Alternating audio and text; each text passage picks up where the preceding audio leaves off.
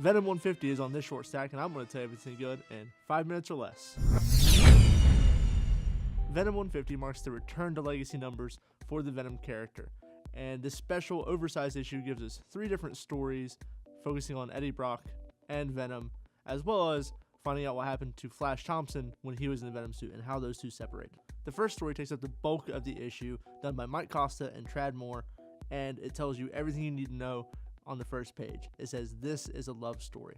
Eddie Brock and the Venom symbiote have finally been reunited, and they go out into town to try to do some superheroics, or as the Venom symbiote says, drinking some moonlight. The two come across a break-in at a science building. They plop down, do some superheroics, and they find out that they're being a bit too brutal, that these guys aren't some super powerful whack jobs.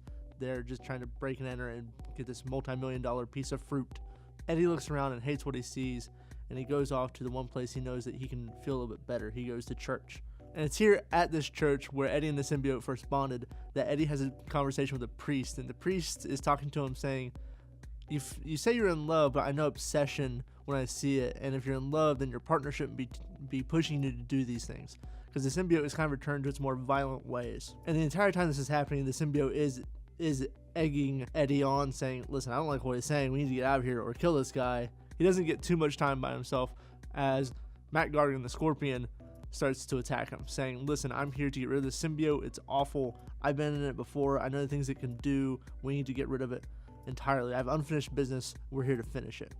And we're treated to this great 2-page spread of Eddie forming the symbiote around him and leaping at Matt Gargan.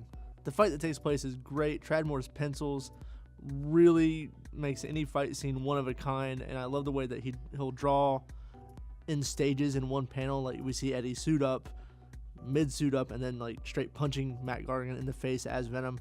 It's really cool the way he draws backgrounds and the characters. Like no one else in the industry does it like Tradd Moore. At one point it looks like Scorpion has the edge, but the Venom symbiote and Eddie team up to take him down, and from there some other stuff happens. It's a bit of a spoiler. I won't spoil it for you. Go check it out, it's worth it. But that does bring us to our 2 other stories. Now both of these are a bit shorter. The first one is Robbie Thompson and Gerardo Sandoval.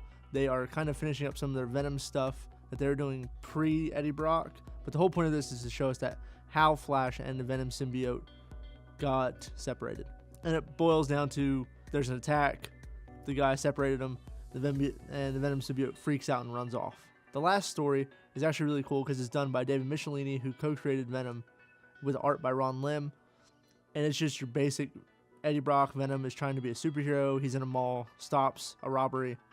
It's nice and neat. It's not the strongest story. It's not the weakest story. But the art is really cool. Ron Lim, it looks cool. It looks retro, but it doesn't look dated.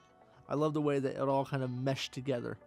People forget that David Michelini co-created Venom because Todd McFarlane's an So Venom 150 is an oversized issue at $5.99, $6. Does it feel like it's worth $6 to me?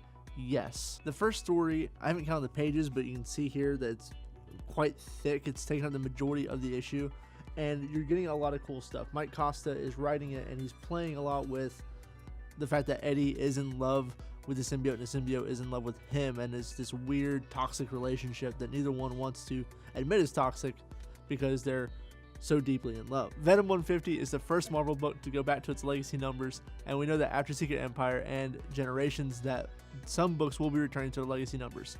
We don't know if this is going to help or hinder sales. We know DC has had some luck with Detective and Action. We'll see what happens with Marvel. I hope it's good, and as far as my local comic shop is concerned, no one's been confused or deterred by the fact that Venom just is all of a sudden at issue 150. So I think this is a step in the right direction for Marvel. But that's going to do it for me here on the Short Stack. As always, please remember to like, share, and subscribe. Also, sound off in the comment section. Do you guys like the fact that Eddie Brock is back as Venom? Do you like the legacy numbers? Do you think this is stupid? Do you think that Venom should be just in the Spider-Man book? I want to know what your guys' opinions are. Sound off in the comment section below. But that's going to do it for me. I'm Lucas for the Short Stack, and I'll see you guys on the next round.